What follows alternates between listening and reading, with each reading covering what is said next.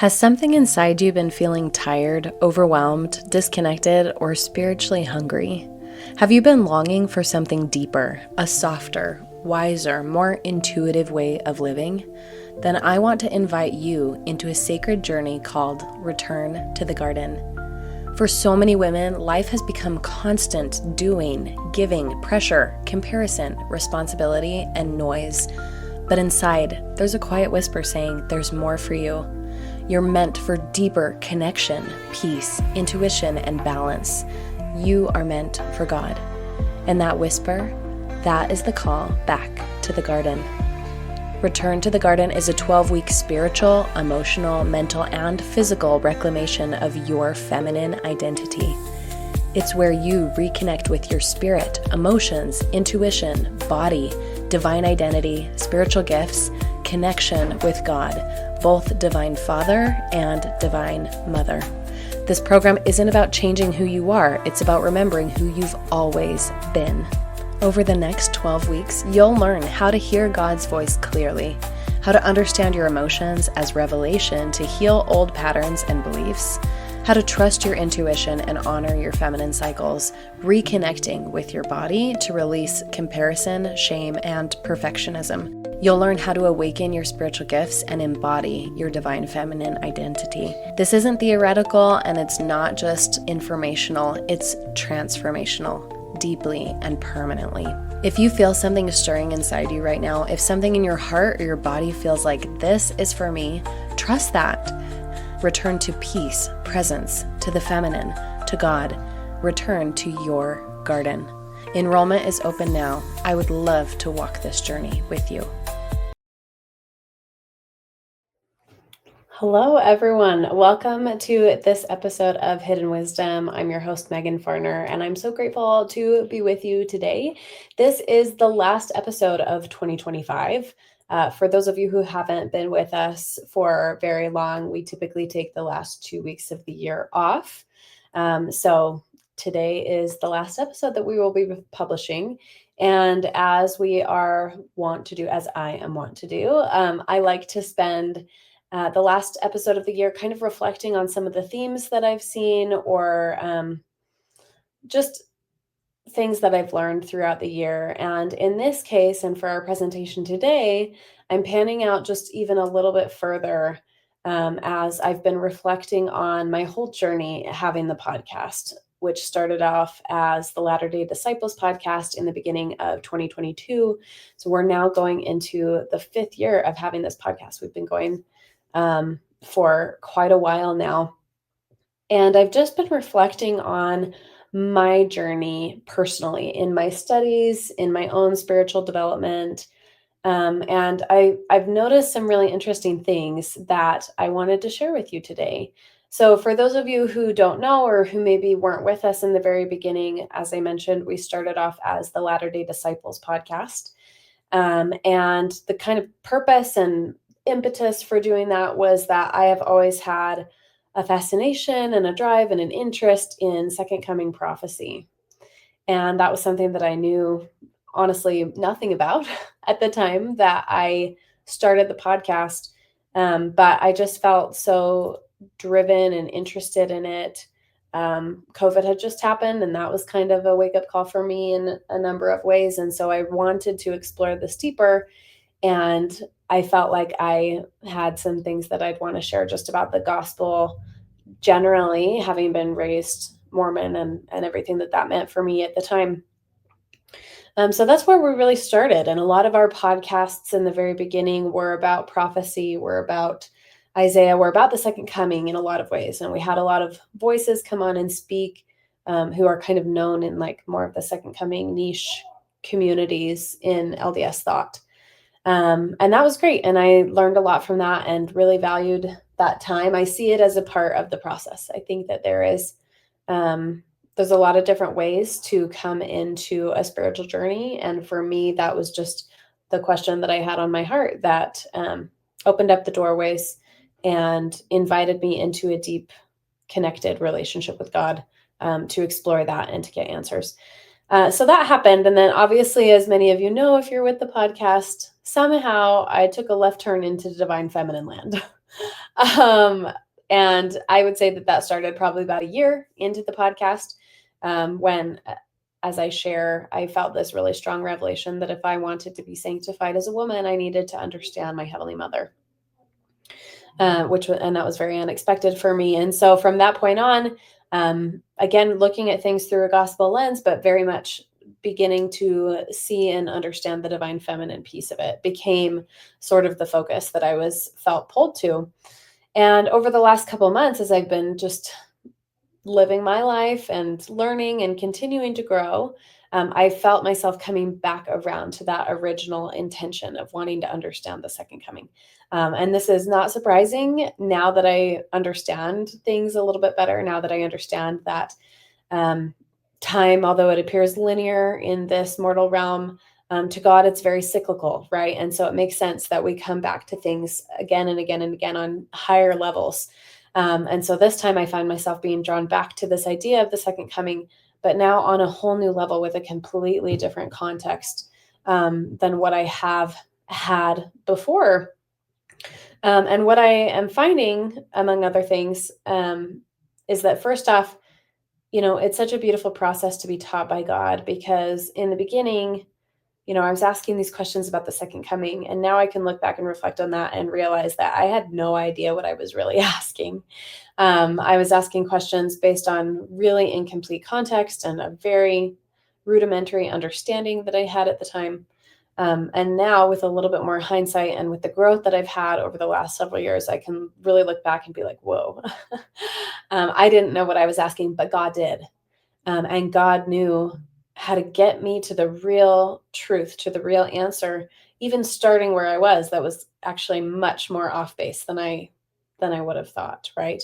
And so it's just a really beautiful thing. I think I had it described to me once, kind of as this idea that um, sometimes we're asking a question, and it's like, if we're looking at the alphabet, it's like a Q level question, like very deep. And maybe we're just at a level A, B, or C, and we have a lot of room that we need to get covered, a lot of growth, a lot of learning that needs to take place before God can even begin to answer that Q level question.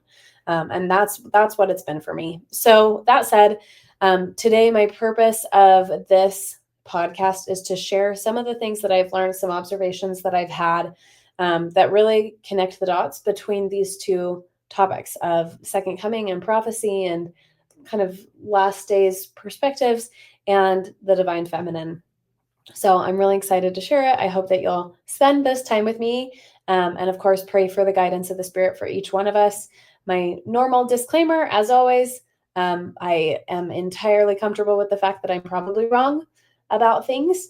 And so, of course, as always, it is your invitation to go to God and to figure out for yourself what resonates and what doesn't, what is relevant to you in your life right now and what isn't, and what is true and what is not. And what I'm saying, obviously, I don't ever mean to share something false, but I'm just very aware of my limitations in this mortal realm. So the impetus is, of course, on you. And I hope you'll see through this discussion why that is such an important responsibility and gift for us to claim in relation to these topics. Again, and one last thing before we really get into it, I want to say thank you again to all of you who have donated to the podcast, who have expressed your support for Hidden Wisdom, that this has been valuable to you in your journey. It means so much to me. I'm so deeply grateful. You have truly helped my family over the last couple of months, as it's been a crazy year and it's been very financially tight. And so I just really appreciate that. If anyone is interested in donating, you can do that. You can just send it to my Venmo at Meghan.Farner. And again, so grateful for your support of Hidden Wisdom, of the podcast, of our platform, our community, and of me and my family. Just deeply so grateful. All right, let's go ahead and get into it today.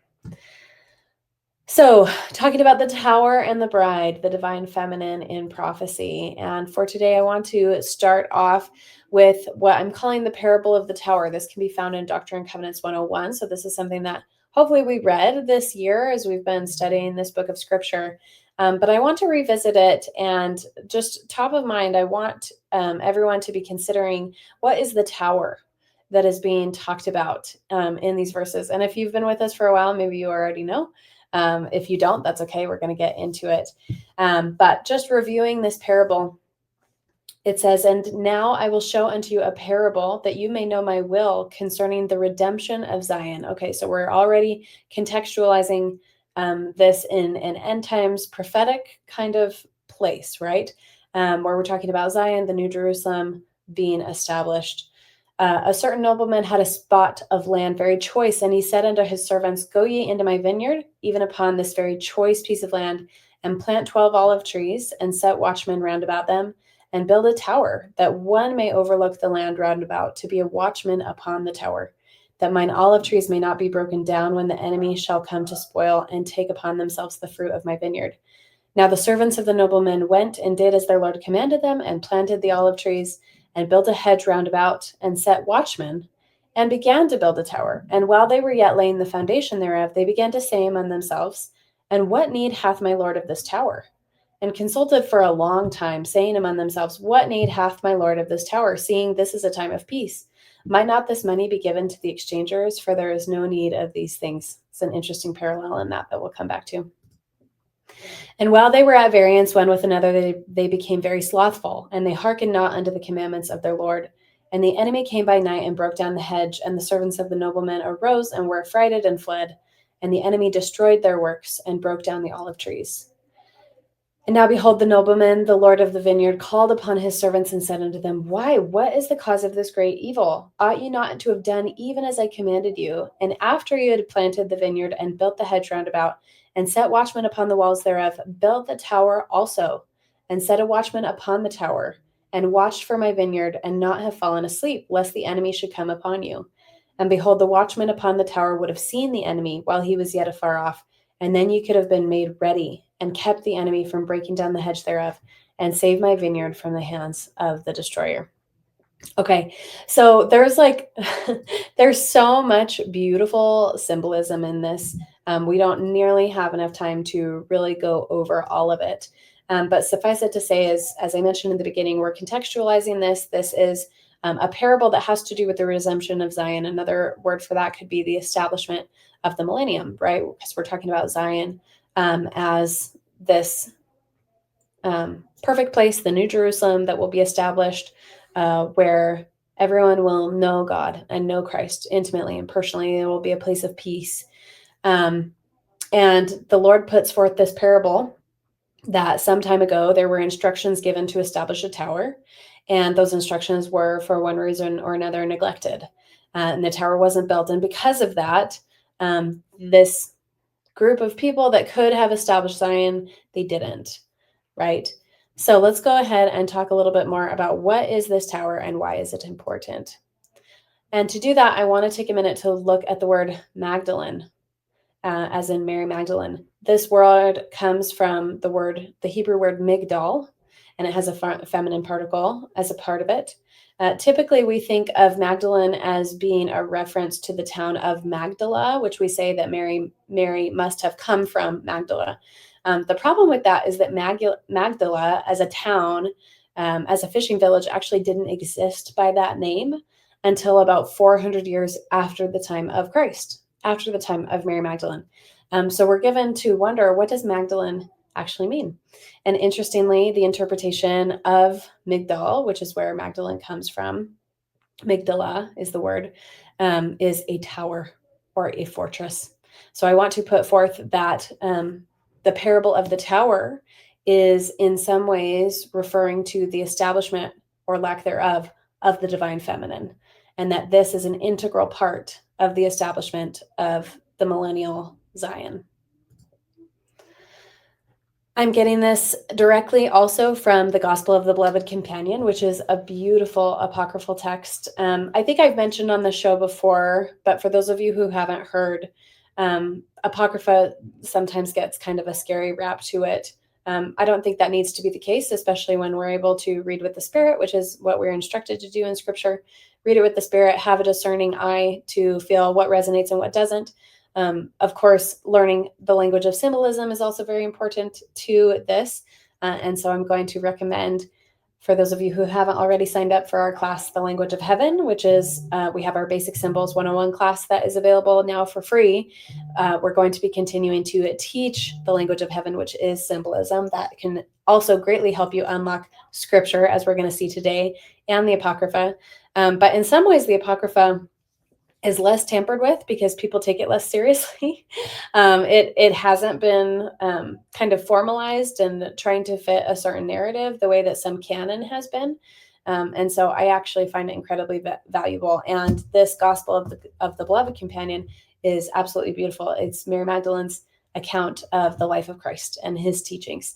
And it's absolutely beautiful. And so this quote is from the Gospel of the Beloved Companion. It's Christ talking to the apostles, and Mary Magdalene is in the group. She had been kind of teaching and expounding on some things, and some of the men got frustrated. You can understand this. Some of the cultural norms of the time very much did not look favorably upon women, especially women who were exerting any kind of influence or power, or trying to teach in the way that she was. And Christ very much censored them. This was actually after his anointing. So she had anointed him with oil preparatory to the final week of his life. And the men were censoring her, saying, couldn't we take, this was a lot of money. Why couldn't we take this and give it to the poor? Which I think is interesting, just back to the parable of the tower, where they say, why do they need this tower? Can't we just take the money and give it to the exchangers? So I think there's an interesting overlap there too. And so Christ censors them, and he goes on to say this. He says, I tell you this, when all have abandoned me, only she, Mary Magdalene, will stand beside me like a tower. A tower built on a high hill and fortified cannot fall, nor can it be hidden. From this day forth, she shall be known as Migdala, again from Migdal that we just looked at. For she shall be as a tower to my flock, and the time will soon come when her tower alone shall stand by mine. So again, postulating this belief that Mary Magdalene, as a type of the divine feminine, is what is being alluded to when we're talking about the tower and the establishment of the tower. So who was, actually, I want to go back for just a second. So let's talk about the tower as a symbol, right? And how it also has allusions to the divine feminine. So first off, the value of a tower is not in anything that it is doing actively, right? The value of a tower is the fact that it exists, that it is there, that it is available as a resource. And because of that, it is a reflection of the feminine power, which is our state of being, our presence. The feminine is empowered by the fact that she is, right? The job of the tower is to enable the masculine role of the watchman, right? That she uplifts him, she enables him to have a certain vantage point where in combination with each other, they're able to see, they're able to spiritually sense, as well as physically see the surrounding territory and any threats that might be present there. So it's a role of enabling the masculine, working in partnership with the masculine. We're going to talk about that. And I believe that there is also a connection to the idea of, in the temple, we learn that women are clean from the blood and sins of this generation, where men have the potential to become clean. And I believe that that comes back to this partnership of watchman and tower, watchman being the masculine, feminine being the tower. Or again, the feminine is there. She is present. She exists in this world. We as women are here. Therefore, we have kind of done our work, whereas the watchman has to perform, right? He has to actually stand on the tower and observe and protect the kingdom. And so there is still an element of determining whether or not he will successfully complete that role. Now, really quick, before I go forwards, and unless this is starting to sound too sexist, man versus woman, I want to remind everyone that we all have masculine and feminine within us. And our gender is kind of an invitation to develop that aspect of ourselves, but not to the neglect of the other. So we as women, we lean into our femininity, and that is how we successfully flourish in this world, in this environment that we are in right now.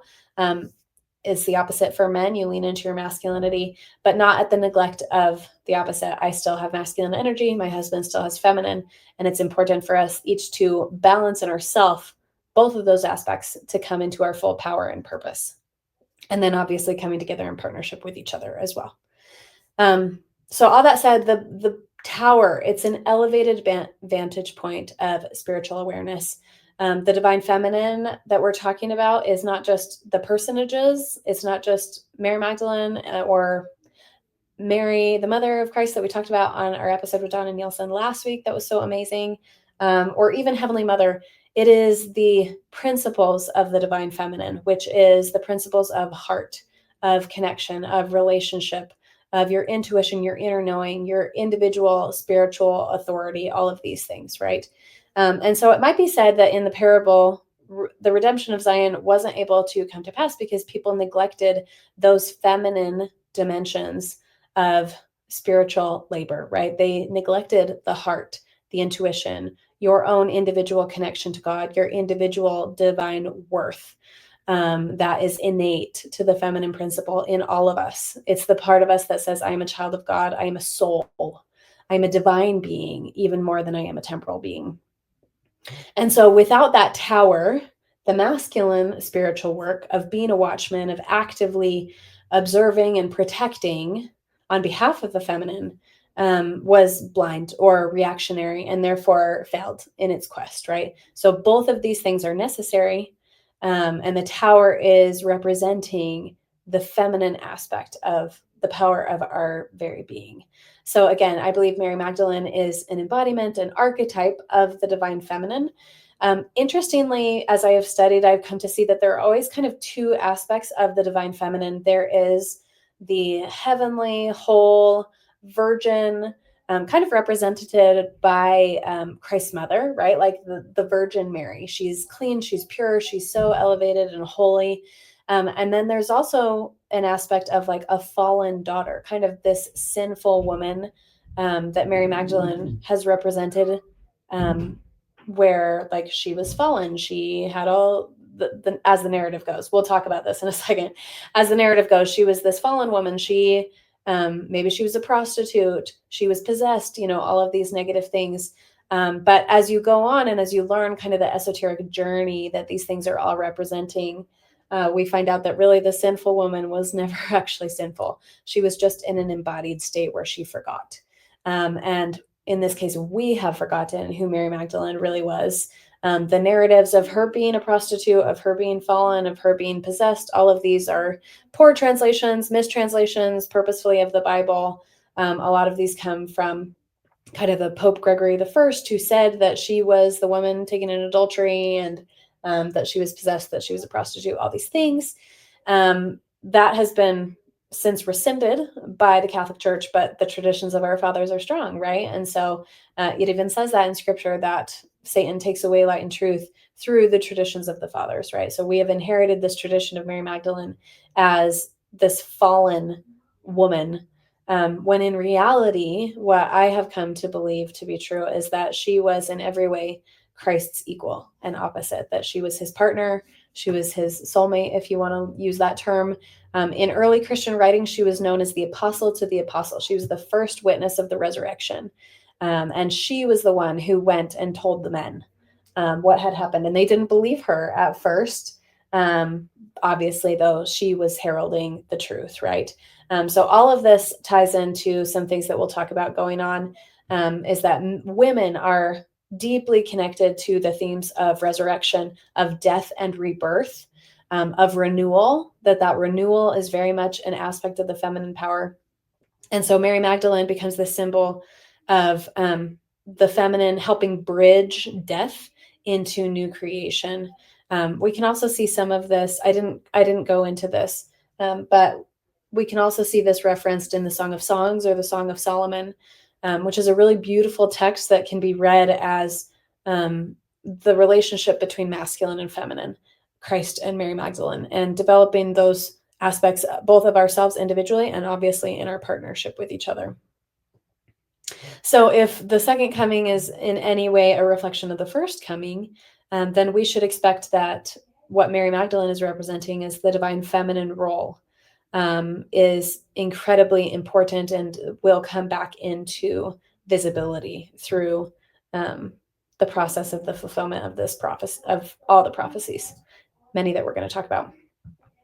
So my theory and what I've come to learn again as I've reflected on the fact that I started in the second coming space and then took a left turn into divine feminine land and then am coming back to it. What I feel like God has been showing me is that these things are truly so interconnected, uh, and maybe even the same on a lot of levels. And that the redemption of Zion is inextricably tied to the restoration of the divine feminine to full power and partnership. And again, I don't just mean the personages of the divine feminine, Heavenly Mother, Mary Magdalene, Eve, although that's certainly part of it. I don't just mean even just us women, but I mean all of us remembering and embracing the divine feminine aspects of intuition, relationship, being heart centered, mercy, all of these sorts of things. So, to kind of prove that out and just give some examples, this is not a conclusive list. This is the tip of the iceberg, but I think you'll find that there's actually quite a bit of divine feminine symbolism in prophecy that we can look to and we can conclude okay, the second coming, the restoration, the redemption of Zion, um, the divine feminine is a central piece of everything that will be taking place. So I'm going to kind of walk us through some really strong prophetic themes and just show how the divine feminine is like being woven into all of these things. Again, a lot of this is um, going to show through in our understanding of symbolism. So if it doesn't seem like it's like literally making sense to you, that's on purpose. That's because these are speaking at a deeper level. Learning symbolism, learning archetype that we've been talking about. I think that these are all important to our process of really being able to have eyes to see and ears to hear and unlock the sealed portions that already exist in our existing scripture. So that's my invitation to you as we go through this. Just kind of hold it with, hold it loosely. If you want to go back and research anything later, you're welcome to do so. I'd invite you to do so. Like, go back and look at how all of these things are truly feminine in nature. Okay, so very first and foremost, we're going to be talking about Zion or Jerusalem and the New Jerusalem. In Isaiah 2, we read, "For out of Zion shall go forth the law, and from Jerusalem the word of Jehovah." I believe that there is like a masculine feminine element here too, where we can kind of see um, Zion is more of a feminine, Jerusalem more of a masculine. However, that being said, Jerusalem is actually a Hebrew feminine term. So we could also read this as like these are expressly talking about feminine things. The city Jerusalem was known as a woman and referred to with feminine pronouns. Interestingly, it talks about the law and the word coming forth from these places, which those could be seen as masculine. We could also see those as very balanced. All of these things are very balanced, masculine and feminine, which is the point, right? As we're going to be talking about. But law and word, these are equated to, in other scriptures, the spirit, truth, light, Christ, God, love. All of these things are the same thing, and they indicate kind of the pre-creative, all-encompassing creative force that is in and through all things, that emanates from God and that fills literally everything, right? And so we're talking about a pouring forth of a spiritual reality that is much more potent and true than like the physical forms that we have all kind of been inundated with in this realm. And that's going to be birthed from Zion, Jerusalem, these feminine types, bringing forth this new creation. We'll talk about that a little bit more. New Jerusalem in America. Let's talk about this for a little bit. So this has ties to the blessings of Joseph. So this is in Genesis 49, where Jacob is blessing his sons, and he gets to Joseph, the son of Rachel. And these are the blessings that he pronounces upon Joseph that has ties to the New Jerusalem being established. We've related that to the geography of America, is where we liken this to. But the blessing, it says, is that Joseph is a fruitful bough. So already we have the imagery of a tree bearing fruit, which is deeply feminine. even a fruitful bough by a well being that which holds water, water being deeply feminine, whose branches run over the wall. The archers have sorely grieved him and shot at him and hated him, but his bow abode in strength, and the arms of his hands were made strong, even by the God of thy father, who shall help thee, and by the Almighty. Almighty, this word here is translated from the word Shaddai in Hebrew. Shaddai means God with breasts, particularly the breasts of a nursing mother. Okay, so we have this like masculine God of thy father. And then we also have by the Almighty, a separate but equal being, God the Mother, who shall bless you with the blessings of heaven above and the blessings of the deep that lieth under, blessings of the breast and of the womb. So again, we have this blessing through Joseph going down through Ephraim and Manasseh of that which is above, that which is deep, the divine feminine, deeply connected to both of these things. She has this like spiritually ascended aspect, and also ties to the underworld and to like going deep into the subconscious mind. The blessings of the breast and the womb, obviously. I don't need to explain how feminine that is. But again, so we have this tie of like, okay, it's from Joseph that we're going to have this establishment of this fulfillment of prophecy through his lineage. And what are they being blessed with? Well, they're being blessed with the feminine. Joseph is also deeply connected to the feminine just in his imagery. I really love the story of Joseph and Asenath, his wife, who was an Egyptian princess. You can find apocryphal accounts of their story, which is just beautiful and really wonderful divine feminine symbolism, and an example of building partnership between the masculine and feminine in the archetypes of Joseph and Asenath. So again, we're just seeing all of these layers coming out of saying, okay, there's something feminine going on with this redemption of Zion, establishment of the New Jerusalem in America, all of these different things. In Revelation 21:2, it says, and I, John, saw the holy city, New Jerusalem, coming down from God out of heaven, prepared as a bride adorned for her husband.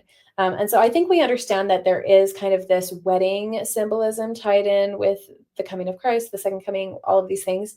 And the millennium in particular can be portrayed as a wedding between heaven and earth, between Christ, the bridegroom, the masculine, and Zion, the bride, right?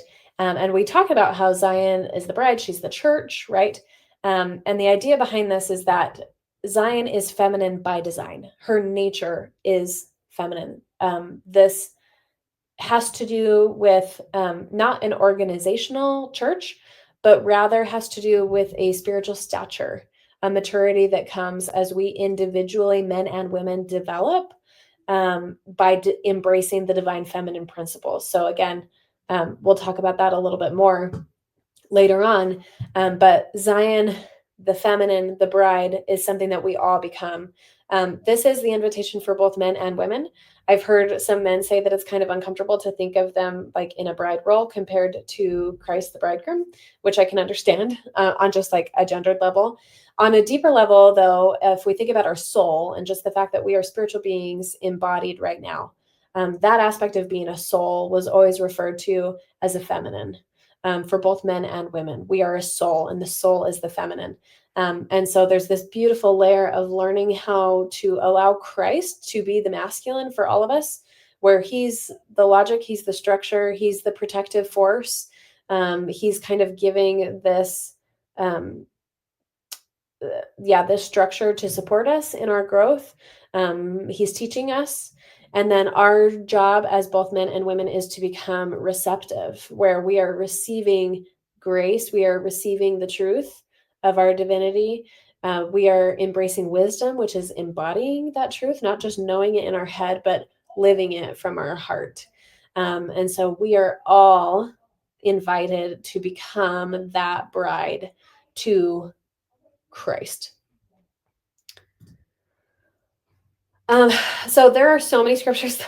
They're literally in all of the canon that we recognize that talk about the bringing forth of a new heaven and a new earth. And the way that it's spoken about is specifically birthing language, that there will be a new heaven and a new earth that will be birthed into this realm.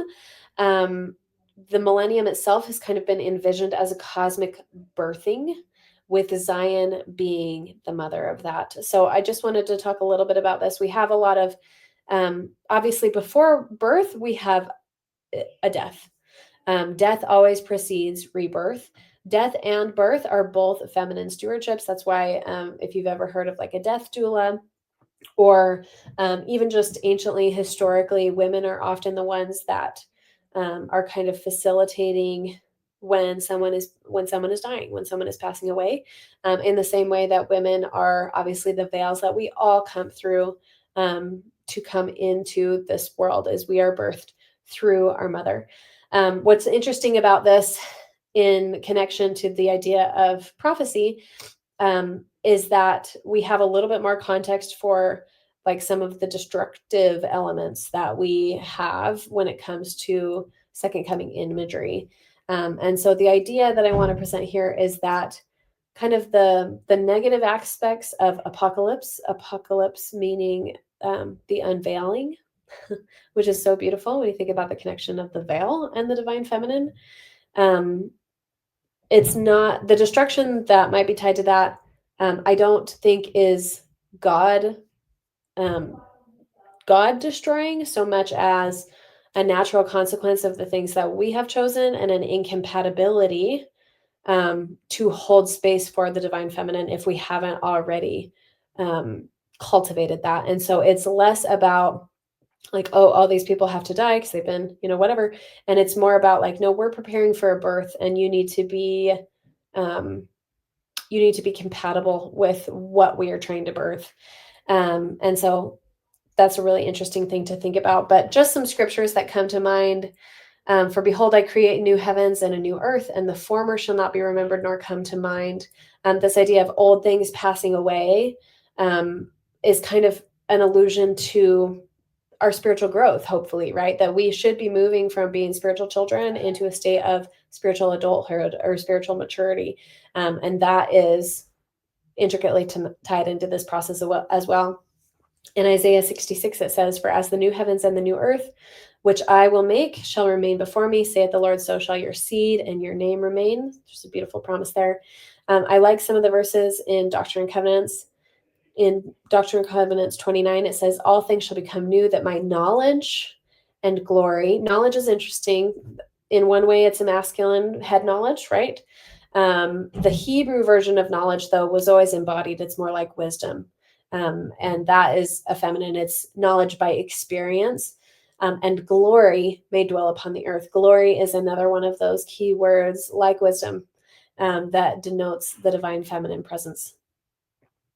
For all old things shall pass away, and all things shall become new, heaven and earth, and all the fullness thereof, both men and beasts. The word beast kind of caught my attention this time, because that also has ties to the role of Shaddai, again, God with breasts, God the mother, that she has stewardship over the beasts of the earth. And that makes a lot of sense when you just think of like Mother Earth imagery. DNC 43 says, and also that of the new earth and the new heaven shall they enjoy, that my covenant people may be gathered in one in that day when I shall come to my temple. I think there's a lot of really beautiful esoteric ideas behind this. The idea of being one, having this unification of masculine and feminine, both individually in myself, with my husband, and then in broader communities too, is the idea. And the idea of coming to the temple. Anciently, temples were seen as very feminine places. They were seen as womb spaces. Caves were considered to be a form of temple, and they were also denoting the symbolism of a womb, that it's dark and it's wet, but hopefully it's warm and it's safe, and there's new things that can be born there. If you go back and listen to a couple years ago, I shared an apocryphal account of the Nativity that talked about how Christ was actually born in a cave. And that resonates with me so deeply. First, for the divine feminine symbolism of that. It doesn't actually specify in our canon that he was born in like a barn. Like, it actually doesn't say that anywhere.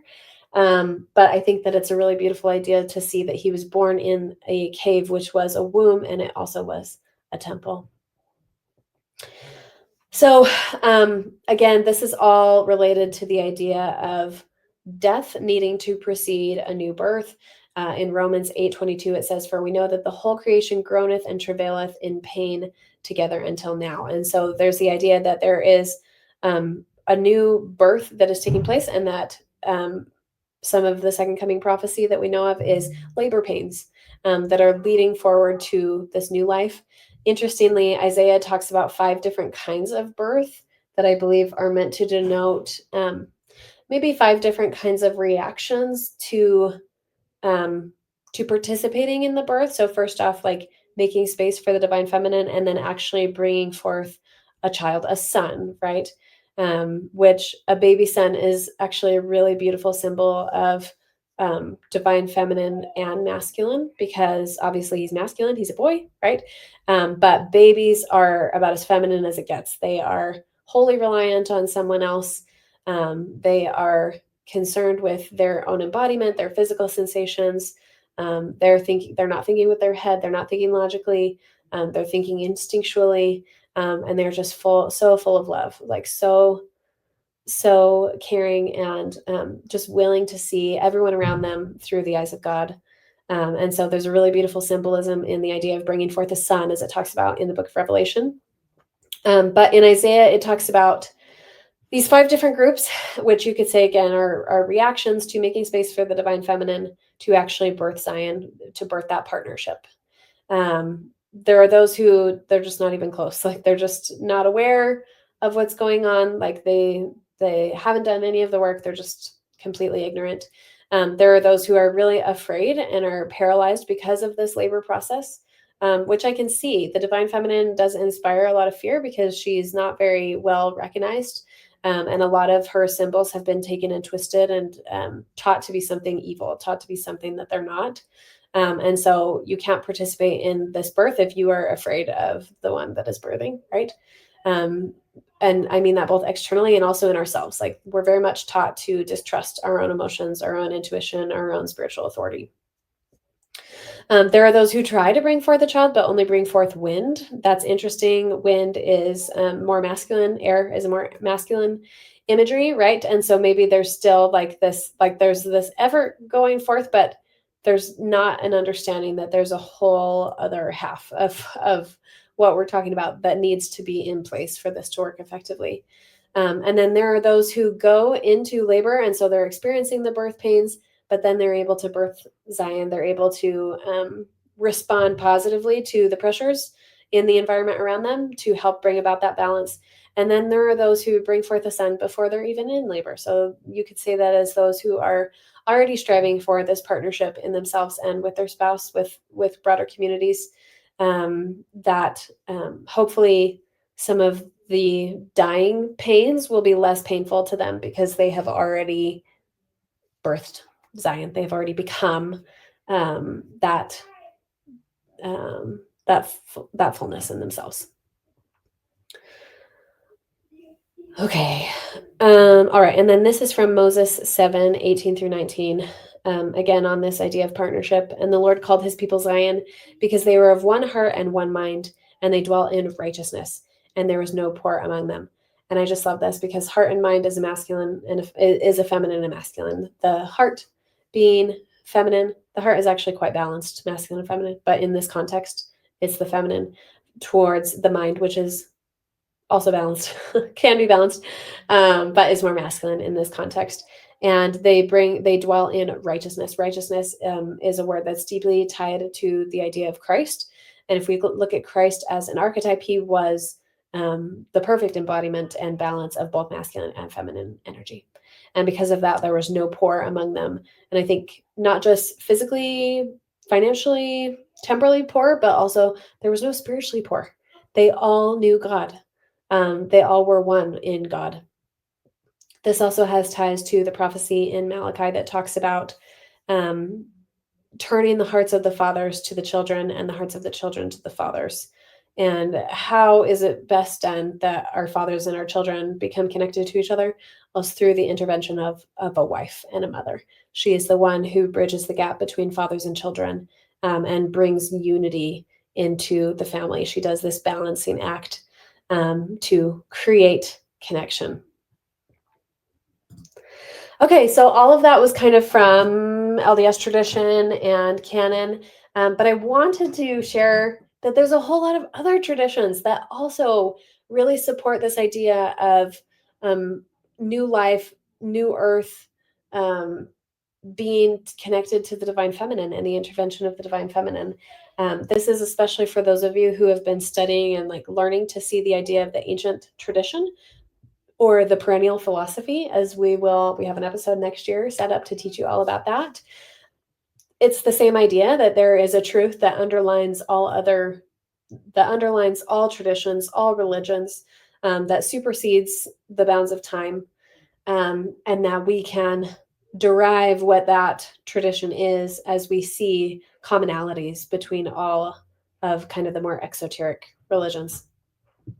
So I want to share just a few examples of other traditions that also support this idea to show that New Ages, purification, resurrection, they all have to do with the feminine principle, and that feminine renewal is a universal archetype. It's not a fringe idea, what I'm presenting here, even though maybe we haven't heard it before. So here are some examples of other traditions that really support this. First off is the idea of Isis.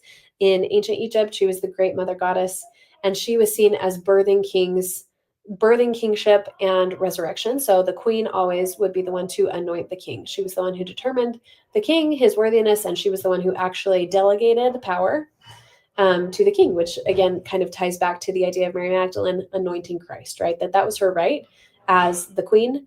There were resurrection rites and knowledge, to my understanding, that Isis taught her disciples, daughters, who could actually learn the types of resurrection. Isis performed resurrections on behalf of Osiris, her husband and partner.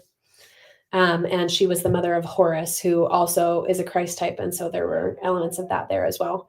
In eschatological texts, the rebirth of Osiris through Isis parallels the rebirth of the world.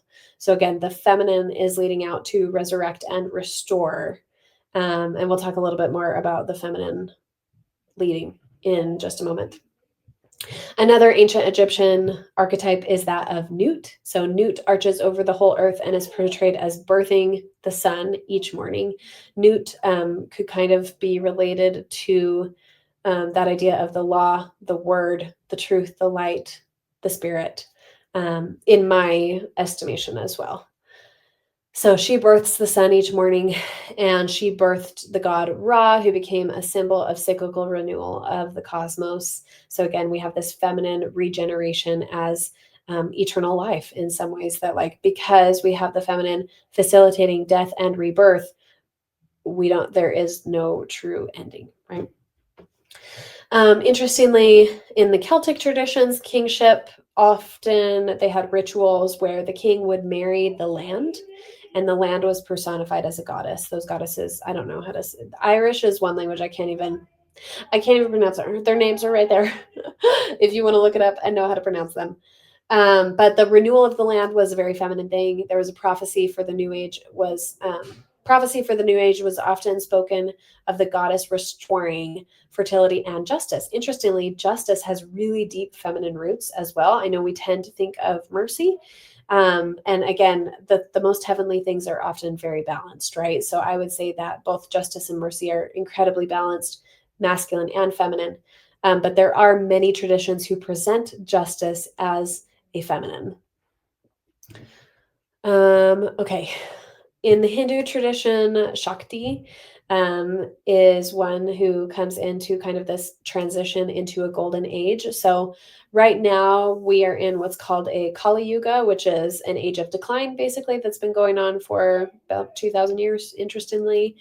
But Shakti, who's the feminine power, she will help restore this cosmic balance as we transition into what's called the Satya Yuga, which is known as the Golden Age. You could relate this to the idea of the millennium, right? Shakti is the one who is renewing and restoring that cosmic balance.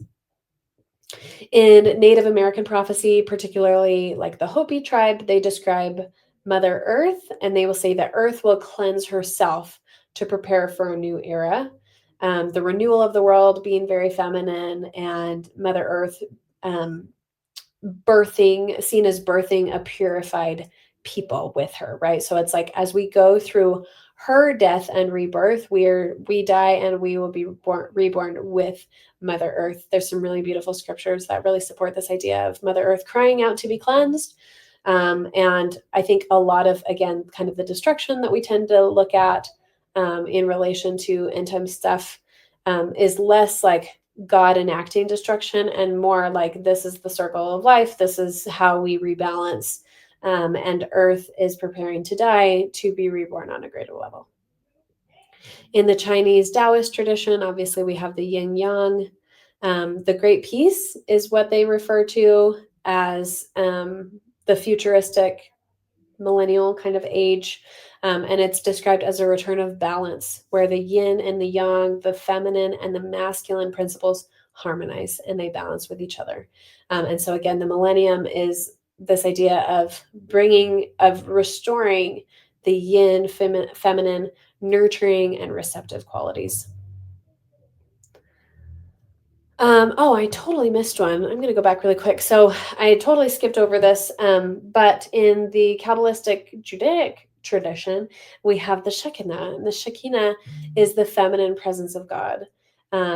Shekinah is described as glory, right? So I said that glory was related to the divine feminine. The Shekinah is glory, the glory of the mother. And they relate it to their worship and practice of observing the Sabbath, where the Sabbath is where the Shekinah returns after being exiled for 6 days. She returns and they welcome her as a bride, and their sacraments and their observances and their lighting of the candles and their meals and all these beautiful things are reflections of welcoming the bride, welcoming the Shekinah back home. And so there's a really beautiful parallel there to the idea that we've had a 6,000 year kind of lease under Adam. And the 7th year is this millennium where we'll have a restoration of balance. So I love the Shekinah example there. Okay. All right. So starting to wrap up here, let's talk about how do we reestablish the tower, right? Because the tower was commissioned and it didn't get done. So how can we participate in actually bringing forth the feminine, the personages, the powers, the privileges, and the principles that are tied to her, with the understanding that it's not about, again, none of this is about elevating her over the masculine. Rather, it's about birthing partnership, that symbol of a baby boy, that he is masculine, but he is also feminine in his state, totally willing and open to receive and to give love completely. As mentioned, we all have this opportunity to become the bride of Christ, to have our feminine soul aligned to him and what he represents, allowing him to lead in action while we lead in spirit and in agency. A couple of things come to mind for me as how we as individuals can help reestablish the tower by becoming the bride. The first idea is regaining our spiritual authority, remembering that we have direct access to God and godliness, and that it is our responsibility to connect with the divine for ourselves, and to not ignore that or to not outsource it, to not give that responsibility over to someone else and say, well, I'm just going to listen to them and do what they say. It is truly our own individual responsibility to connect to God, and to enact our agency in that way to remember the godliness in ourselves and in others as well. There's also this aspect of sanctification, becoming sanctified, becoming purified. And the way that I relate to that is taking responsibility and having accountability for not just our behaviors, but the deep, deep parts of ourselves. Remember, so the feminine has ties to the underworld of our psyche being our subconscious mind, and taking responsibility for the beliefs and the emotions and the thought processes that are growing out of the depths of us that result in our behavior. Our behavior is just the leaf on the tree, really getting down into the roots. And so this is a process of refining and healing ourselves with Christ, to come into alignment with who we really are, with the understanding that we are first and foremost divine beings. And we have forgotten that. We have taken on our false self, our natural man, our egoic self. And the process of returning and becoming the bride, helping to establish the tower, includes embodying our highest self, actually being our highest self in the flesh. And I believe that Christ showed that type. And it wasn't so that we could give our spiritual authority to him and say, well, Jesus did it, so I don't have to. It was so we had a pattern that we could do the same thing. We can be our highest self in physical form. So there's a lot of work there to understand the subconscious mind and remove false beliefs at that level. That's the true sin that we have to fight or have to remove from ourselves. So there's a big process there, but it is possible. It is doable. And I've seen miraculous things in myself and in my family and loved ones, as we have engaged with the work of sanctification to truly be our highest selves. And then the last idea that I have too for becoming the bride, respecting this feminine principle in all of us, both men and women, is to allow the heart to lead the mind, both on individual and couple and collective levels. And for this example, I really want to show Adam and Eve as archetypes. Eve was the one that led Adam out of the garden. And that was a good thing. That was what needed to happen. That was the pathway for our souls to grow, to come down into this embodied realm and to expand, right? Eve being a representative of that heart, that feminine principle, and Adam being the mind, right? Most of the time in our physical, masculine driven world, we are letting our mind lead, and the mind doesn't usually stop to make room for the heart. It doesn't usually take in your intuition and connection and the depths of ourselves, our own divinity. It's very much being led more from the egoic false self a lot of the time.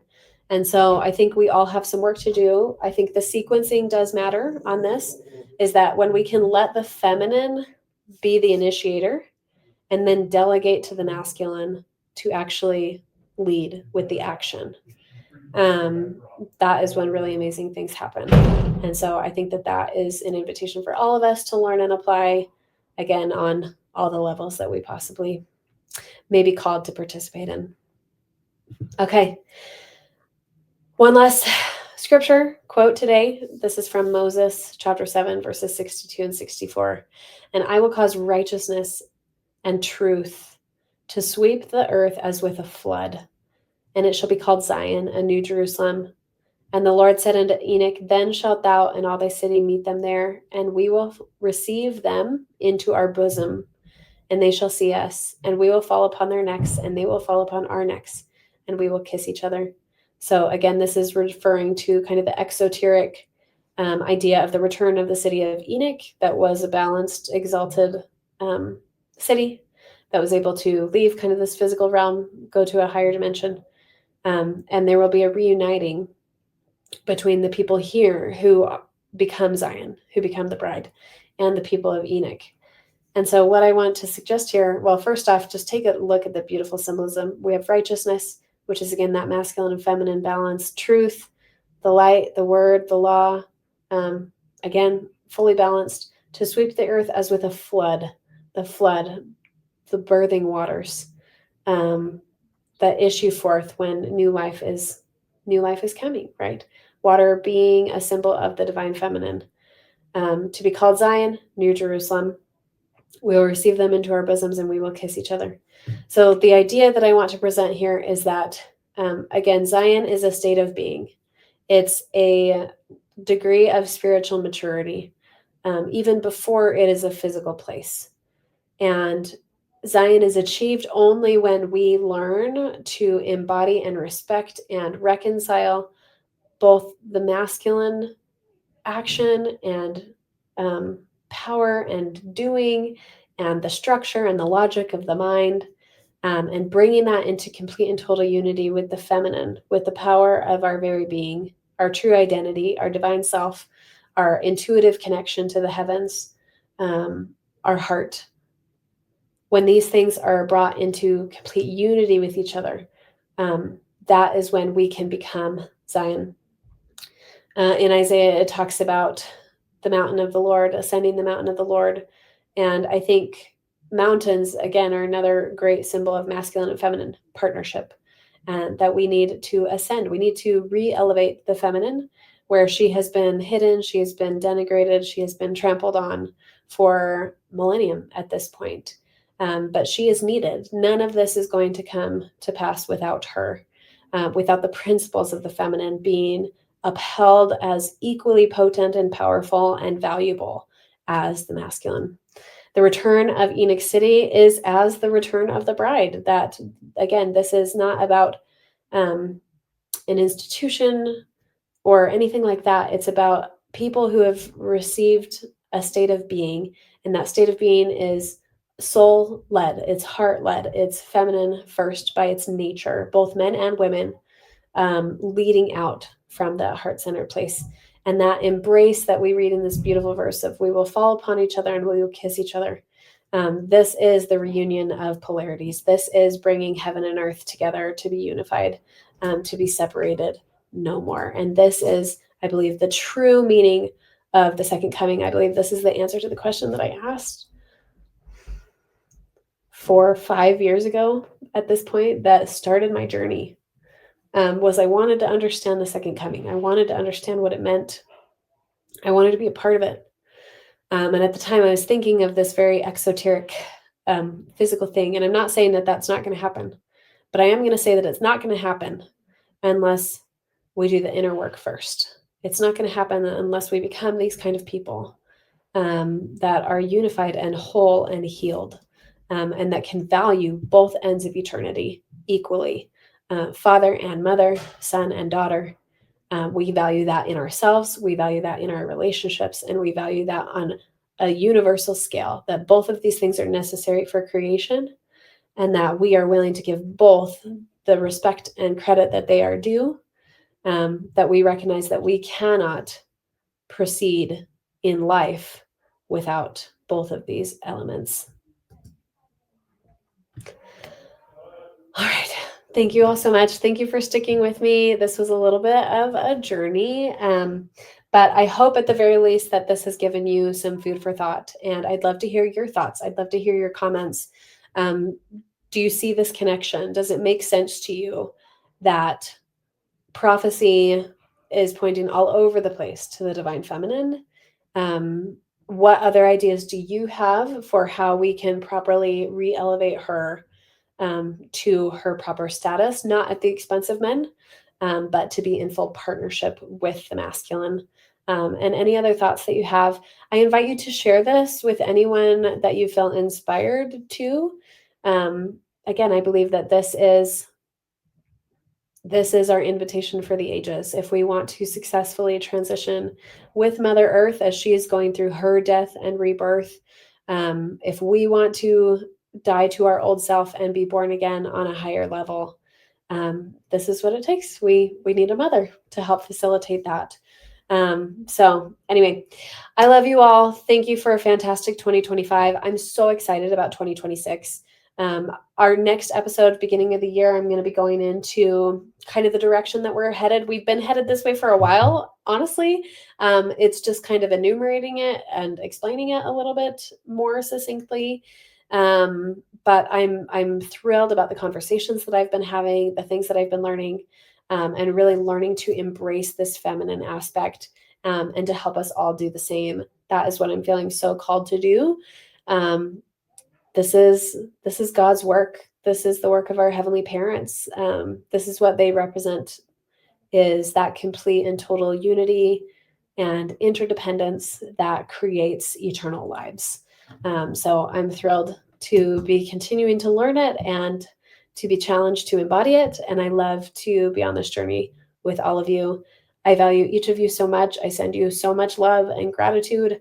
I wish the most wonderful Christmas and holiday season for you and your family and your loved ones, wherever you may be, whatever situation you are in. Please know that you are loved, that you are a piece of God, and that God is incomplete without you. I'm incomplete without you. So grateful to have you all, my brothers and sisters. Have a wonderful and very Merry Christmas, and we'll see you in 2026.